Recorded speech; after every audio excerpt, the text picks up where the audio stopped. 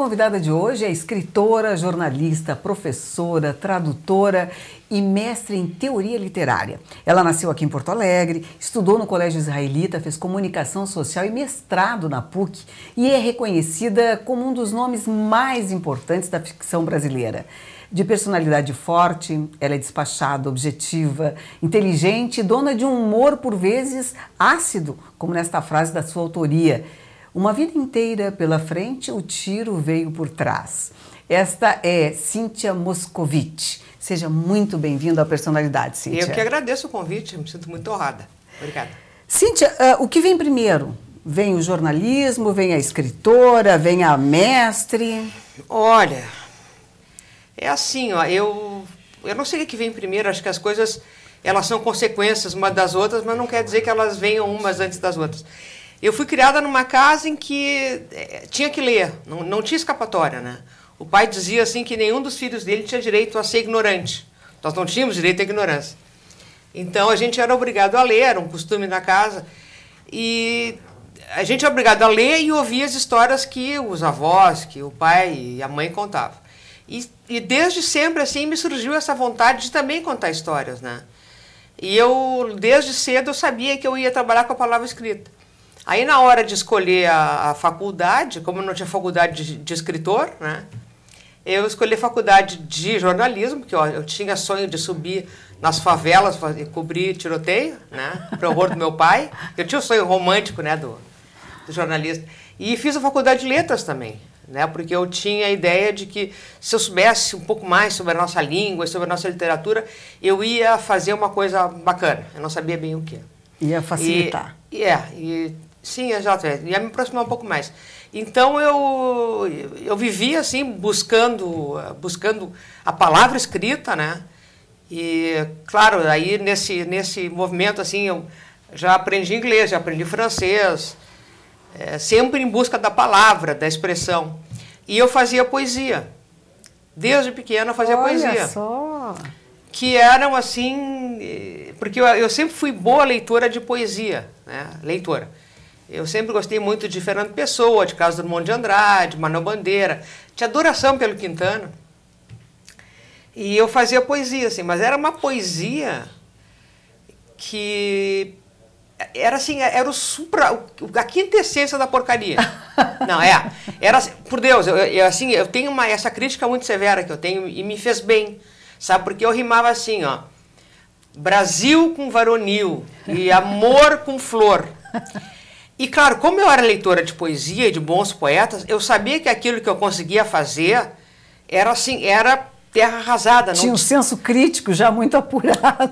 Eu tinha, não sei se um senso crítico, mas eu acho que por ter sido muito provocado desde pequeno, eu tinha um senso estético. Olha mais só. Ou menos bom, acho eu, né? Até hoje eu estou em dúvida se eu tenho ou não um bom senso estético.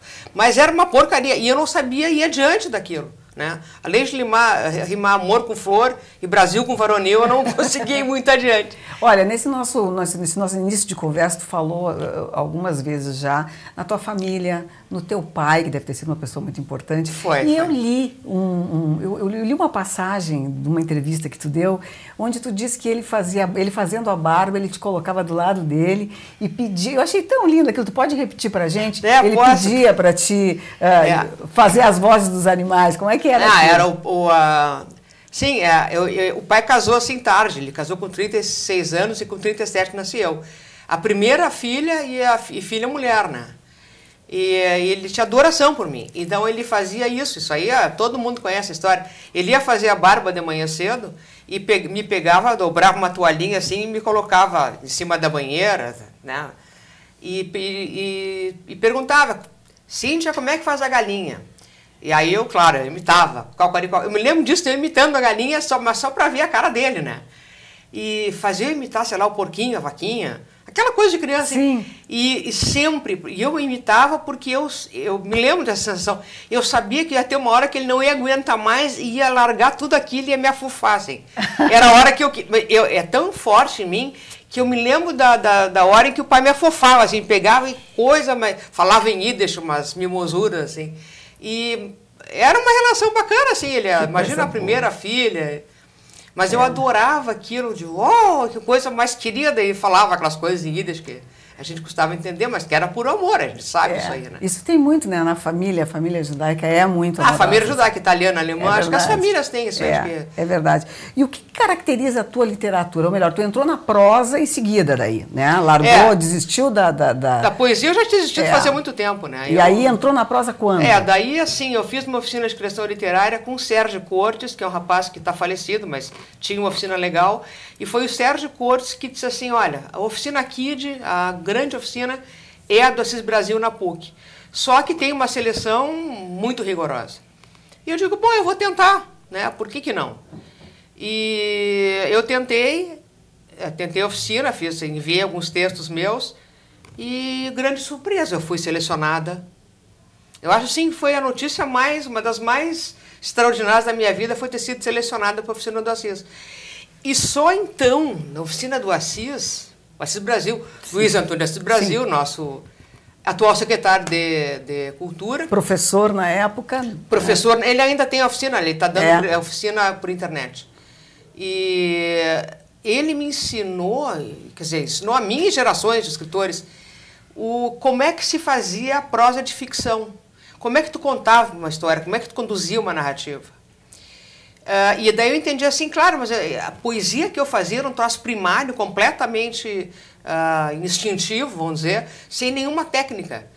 E eu entendi que para escrever tu tem que ter técnica. Como para tudo? Claro, para cantar, para pintar, para entrevistar. As coisas exigem um aprendizado prévio. E foi então que eu me dediquei à prosa de ficção. Eu comecei a escrever. E eu me recordo, assim, que nós éramos 15 alunos em média, né, no curso de criação. E eu me lembro que lá, no final do primeiro semestre, ele entrou em sala de aula, o Assis, e eu estava de pé, brigando com alguém, alguma coisa. E eu estava de pé e ele olhou para mim assim, e balbuciou. Tu é uma escritora. Aí, automaticamente, eu olhei para trás, com o que ele estava falando, e era comigo. E foi um susto, assim. Eu me lembro que aquele dia... É que eu tinha feito o exercício que ele tinha mandado e, de fato, um exercício que me saiu muito bem, né? Eu tive sorte, né? Me saiu muito bem o exercício e ele ficou muito impressionado e chegou na aula e disse, olha, tu é uma escritora, eu sinto muito. Né? E eu me lembro, assim, do susto que aquilo me gerou e eu me lembro que eu queria ir embora logo daquilo tudo e daquela descoberta de ser escritora. Eu queria falar com meu marido. E eu cheguei em casa e falei com meu marido e ele disse assim, meu Deus, e agora? O que tu faz? Né? O que tu faz? É um susto muito grande. E quando é que foi o teu primeiro texto publicado?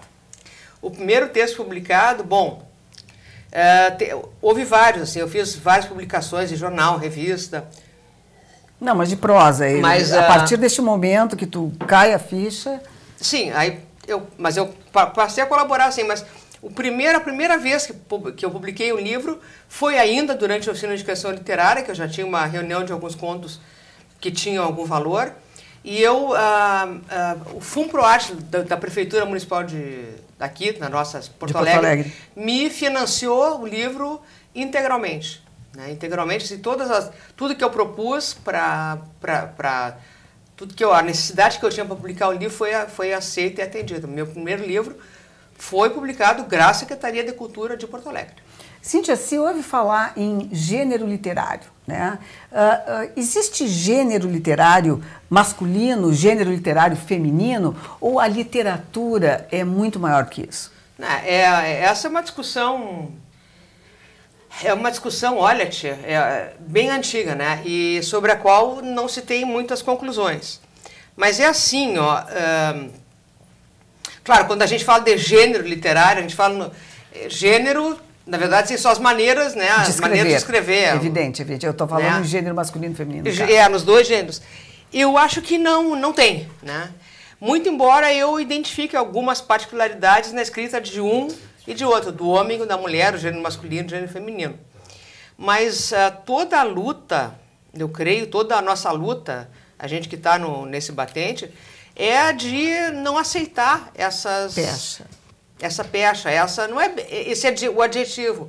Qualquer adjetivo que tu coloque em qualquer coisa, ele sempre vai reduzir. Né? A literatura gaúcha, a literatura feminina, né? A pintura paulista, sempre são restrições a um movimento muito maior e que tu quer que permaneça grande daquele jeito. Eu estava vendo assim, que nas tuas obras, pelo menos em obras importantes, assim, como Porque Eu Sou Gorda, Mamãe, né? Vem o judaísmo, aparece muito ali, né? Que coloca a mesa, a importância da mesa, a importância da reunião familiar em volta da comida, aquela coisa toda, né? O que traz essa tua vida, essa tua origem para as pessoas não judias? Bom, eu acho que...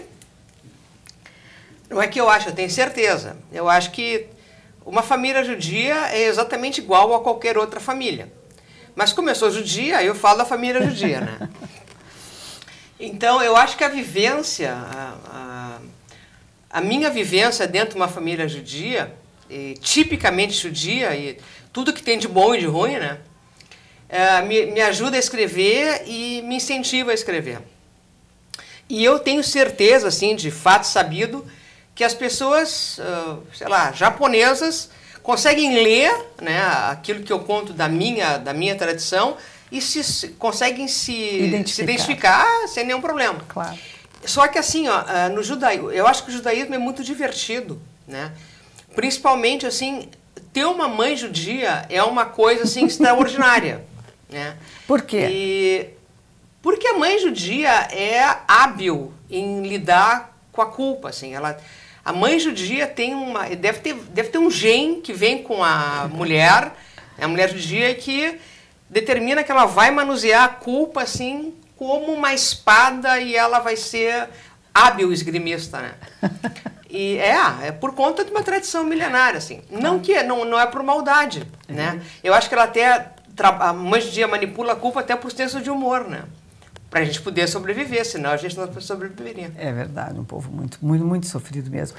E na tua opinião, o que caracteriza agora essa nova geração de escritores, a geração na qual tu te enquadras também, né? Tu faz parte dessa nova geração. Esses dias eu quase tentei o suicídio, porque já me disseram assim, não, tu é uma veterana.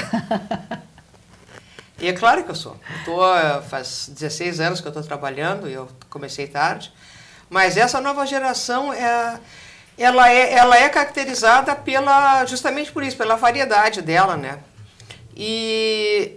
Mas tem uma outra característica, assim, que é uma geração de autores. Agora até a revista Granta fez uma relação dizendo quais são os 20 autores que deverão persistir. E eu creio que a marca dessa geração é a marca da tecnologia, né? Todos os personagens estão envolvidos com relações, sei lá, de rede social ou de celular. E não que seja uma marca dessa geração em especial, mas elas também estão centradas no próprio umbigo, assim, tem um apelo ao indivíduo muito mais do que ao social, né? Acho que essa é a grande marca dessa geração que está vindo aí, né? E no caso, qual é o principal compromisso desse autor com o leitor? Pois é. O compromisso do leitor com o autor...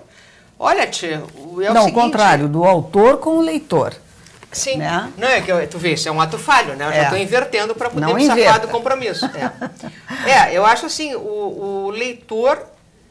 o autor tem um compromisso de ser bom, de escrever uma coisa boa. Porque senão me empresta um papel aqui. Nós temos um papel aqui, digamos que isso seja um texto, né? Então, o autor está lendo o teu texto, o texto da Cintia, mas que porcaria. Daí ele faz isso aqui, ele fecha o livro. Fechar o livro é te matar como autor. Então, o compromisso que tu tem com o teu leitor é sempre, a cada frase, seduzir ele e fazer com que ele mantenha a leitura. Tu só vive através da leitura dele. Então, o teu compromisso, tu não pode ter compromisso com nada enquanto tu cria. A liberdade é a tua terra. Mas tu tem um compromisso eterno de seduzir sempre o teu leitor. Cíntia, como é ser jornalista que lida com os fatos da realidade, com a objetividade, e ser uma escritora competente como tu és, que consegue lidar com o subjetivo e com a fantasia? Bom, não sei se eu sou tão competente assim, mas eu tento fazer tudo bem direitinho. Mas é difícil. E eu comecei assim, ao menos em jornalismo de redação, comecei tarde, né? Quando eu já tinha iniciado a carreira de escritora, que eu fui ser editora de livros do nosso jornal, Jornal Zero Hora. E realmente, assim, é uma coisa muito, muito difícil, né? Porque tu tem que, claro, manter a propalada isenção, né? Muito embora você saiba que tu não, por ser um ser humano, tu não tem isenção, mas o mais que tu pode, tu é isenta para poder fazer o teu trabalho e poder informar o teu público. Então, mas volta e meia, assim, eu sentia que o escritor se intrometia no texto jornalístico, sabe? Se intrometia dava uma na linguagem. Dava uma escorregada, daí eu tinha que bancar esquizofrênica. Cíntia, aqui não é, né? Não, né? Onde se come a carne, não se rói. Não, quer dizer, onde se rói o osso, não se come a carne. Né? Porque, claro, é delicioso. A escrita de ficção, quando embalada, é deliciosa. Né? É verdade. Mas eu me policiava muito e muito. Né? E, por outro lado, me favoreceu também ser escritora no trato com as obras dos colegas e no trato dos próprios colegas. Assim. Eu consegui algumas entrevistas que eram difíceis, né? Por ser autora, também facilitou, não foi só uma coisa diabólica. Cíntia, o teu processo criativo, tu estava falando agora, eu estava tentando pensar isso. Como é que ele se dá? É fácil para ti? Vou parar agora, vou escrever? Como é que funciona isso? Olha, o processo criativo isso eu tentei captar esse momento, um momento do qual decorrem todos os momentos, durante o meu mestrado, né? Como é que se dá o processo criativo? Tu sabe que se sabe cientificamente que é um processo absolutamente aleatório. Se existe algo que merece o adjetivo aleatório, essa coisa é a criação e a criação literária. Mas para escrever, tu tem que ter a ideia, é claro, né? Sim. E como literatura não se faz com ideias, se faz com palavras, tu tem que realmente sentar e de maneira concentrada, a concentração é o grande diferencial, de maneira concentrada escrever. Isso é o problema, essa concentração. Ainda mais, numa época em que tu tá no computador e sobe a janelinha do MSN, alguém no Facebook te manda uma mensagem, toca o celular. Então, o apelo que tu tem no teu entorno é muito grande e tudo te leva a te desconcentrar. E não existe escritor que não se concentre. Quer dizer, não existe profissional algum que não se concentre, né? Tu não consegue executar a tua tarefa. Mas é que tu, como escritor, tu tem que despertar em ti as imagens daquilo que tu vai escrever, né? Se eu vou escrever sobre uma moça, sei lá, que vai no supermercado comprar alface, eu tenho que, internamente, ver essa moça, ver ela sair de casa, pegar a sacola de compras, pegar a chave, eu tenho que ver isso, o tempo que ela faz isso. Ela vai até o supermercado, ela entra, ela escolhe a alface. Eu tenho que ver isso. E isso só mediante muita concentração. E essa mesma concentração vai fazer com que eu evoque as palavras que correspondem àquele movimento, àqueles gestos. Eu falando parece um troço meio de maluco, né? Tu para e faz ou tu precisa de alguma coisa que te coloque nessa posição? Não, eu não paro e faço. Não, eu paro e vou ler. Né? Alguma coisa que pare de me movimentar. Não, okay. Eu vou ler. A leitura também te faz isso? Não, sem dúvida nenhuma. Não tem sessão de escrita. E isso aí, assim, 100% dos autores com quem eu tenho conversado ao longo desse tempo todo, eles começam assim, começam lendo. Claro, tem autores que apontam lápis, que jogam bolinha na parede. Tudo em prol da concentração, né? Bom, a imitação faz parte do nosso aprendizado. Quando é que tu descobriu o teu estilo? Pois é. Isso era um problema, assim, qual vai ser o meu estilo? O que é o estilo? Tu lia muito Clarice Lispector, né? Foi justo, né? Lendo Clarice. Aí eu olhei uma vez um livro chamado Laços de Família e eu li um conto chamado Amor, da Clarice. E eu disse, eu quero escrever assim. Se algum dia eu escrever... Mas agora também... É verdade isso aí. Hoje em dia eu me dou conta da pretensão horrível, né? Muito pretensioso. Mas também se tu mira no chão, tu vai acertar no chão, né? Eu que tava mirando lá em cima para tentar me aproximar. É isso mesmo. E eu acho assim, eu comecei imitando, no bom sentido, copiando. Aliás, tem uma frase do Eliot, um poeta, ele diz assim, que maus escritores... Como é que é? Maus escritores escrevem, bons escritores copiam. Uma coisa assim, dizendo que a cópia é a virtude. Tu te espelhar num exemplo bom é uma coisa virtuosa, né? Tu ter um parâmetro bacana de excelência.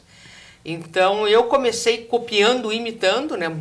Mimetizando com a Clarice Lispector, né? E até chegar num estilo... Eu não sei ainda se eu estou com o estilo definido, porque eu sei que eu estou sempre mudando, né? Eu acho que isso é o normal, né? Eu acho que, graças a Deus, eu acho que é o normal, né? Mas algumas pessoas falam em intimismo. Eu sei que tu não gosta muito disso, né? Até porque também reduz adjetiva e te mantém num lugarzinho fechado. Não é bem assim. Mas o que seria, então, essa literatura intimista que as pessoas gostam tanto de falar? Pois é. A literatura intimista é aquela literatura da qual a Clarice Lispector é o expoente máximo, ao menos de literatura, falando de literatura em língua portuguesa, né? Que é aquele movimento interno da personagem. Na literatura intimista, um pouquinho de teoria. Tu sabe que a literatura é feita primordialmente de ação, né? Ação, o personagem tem que se movimentar. A moça tem que ir no supermercado, tu tem que sacar a arma e atirar, né? Tu tem que ter ação. A literatura intimista, dita assim, ela não se fixa nesses dados externos, no movimento externo. Ela se fixa no movimento interno da personagem. É a literatura da inação, ao menos da inação, da não ação externa. Então, é uma literatura que se senta no interior, na parte subjetiva do próprio personagem. É claro que a literatura intimista, por se fixar numa coisa que é desordenada, que é o nosso consciente, a gente pensa meio desordenado, é uma coisa muito chata, muito aborrecida. Então, tu tem que, o cara que se dedica à literatura intimista tem que dar uma cara mais ou menos ordenada a alguma coisa que é absolutamente desordenada, que é o nosso eu, né? A nossa profundidade. É mais ou menos isso, é um troço meio cabeçolândia, assim. Pois é, Cíntia, e lendo sobre a tua vida profissional, sobre as tuas obras, enfim, eu cheguei num momento muito delicado. Quando tu estava no auge, com tudo certinho, com uma boa editora, publicando teus livros, enfim, estava tudo andando como manda o figurino, tu te deparou com uma doença danadinha, um câncer, né? Um câncerzinho. E daí? Conta um pouco pra gente sobre isso. Bom, aí, conto sim. Eu estava inclusive, com uma bolsa de criação literária da Petrobras para escrever um livro e veio o diagnóstico, né? Eu estava com uma bola aqui e foi engraçado aquilo, porque eu tinha dado 2 entrevistas, fui para o Rio para São Paulo, dei entrevista num lugar no ar e voltei para casa, era uma sexta-feira, era umas 11 da noite, eu consegui chegar em casa. Aí tinha um envelopinho assim, bonitinho, da laboratório lá, aí eu abria. Meu Deus. Né? Carcinoma, não sei o que, aquele palavreado dele. E foi isso, quer dizer, eu busquei tratamento, graças a Deus eu tinha recurso para me tratar, né? Eu tive os melhores médicos que eu pude ter, né? E os melhores amigos que eu pude ter. Era um câncer muito grave, era um câncer de amígdala, que já tinha, violento, de amígdala, com metástases aqui até... TV Verdade, né? Não, mas é isso aí. As pessoas têm que ver o que é o negócio, também para não fantasiar, né? Ficar me escondendo, não. Era um câncer de amígdala, então, com metástases nesse grupo de gânglios que nós temos aqui. Então, eu tinha 2 gânglios que estavam já com metástase, né? Então, foi esvaziado tudo. E eu me submeti ao tratamento de radioterapia e quimioterapia. E também tratamento de foniatria, laser terapia, todos os PIA eu fiz, né? Porque é um câncer, é horrível. Não o câncer que é horrível, né? O tratamento é horrível. Já descobri que o grande pânico do câncer não é o câncer em si, é o tratamento. Mas assim, eu não conseguia ler durante esse período. Era muito engraçado, não conseguia ler, tampouco escrever.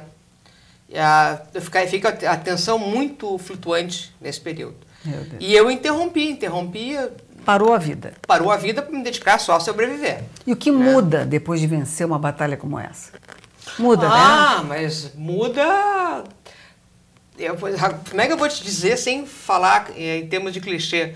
Mas muda a tua maneira de estar no mundo. Né? Muda tudo, porque daquela imortalidade sobre a qual a gente fantasia quando a gente é jovem e vai avançando, há a uma iminência da morte, e assim, em questão de segundos, tu te vê confrontada com a tua própria morte.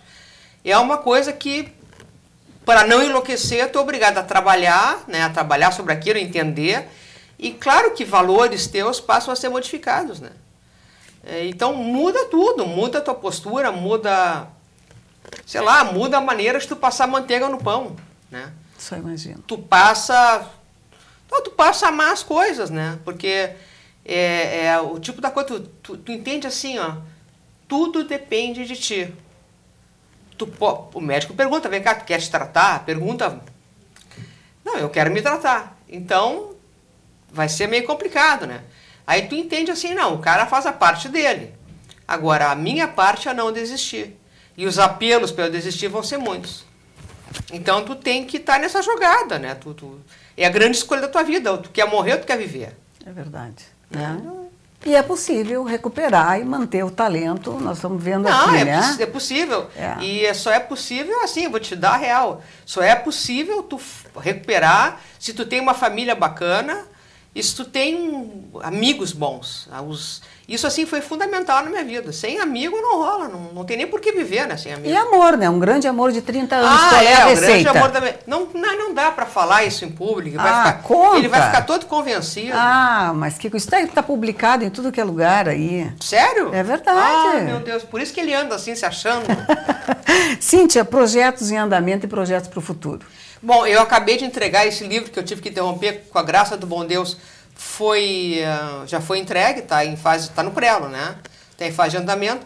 E eu devo começar um romance, logo, já estou tomando nota, um romance. Mas eu não vou falar sobre o que é o romance. Não, mas conta pelo menos, tem título? Eu sou muito eu sou supersticiosa. Então não conta. Aí se eu falo, eu materializo um troço que pode não ser. E esse que está no prelo, qual é o título? Essa Coisa Brilhante que é a Chuva. É um livro de contos. É bonito o título, né? Eu também gostei. Muito bonito o título. Cíntia, muito obrigada pela tua presença aqui conosco. Infelizmente, acabou, infelizmente. Eu acho que a gente tinha muito assunto ainda para conversar, né? Mas nós agradecemos demais a tua generosidade aqui com o pessoal do Personalidades. Foi muito bom te conhecer. Mas digo eu mesmo, muito obrigado pelo convite. Então, me sinto privilegiado. E hoje nós conversamos então com essa mestre da literatura, Cíntia Moscovitch. Eu agradeço a sua companhia e espero por você na próxima semana. Até lá!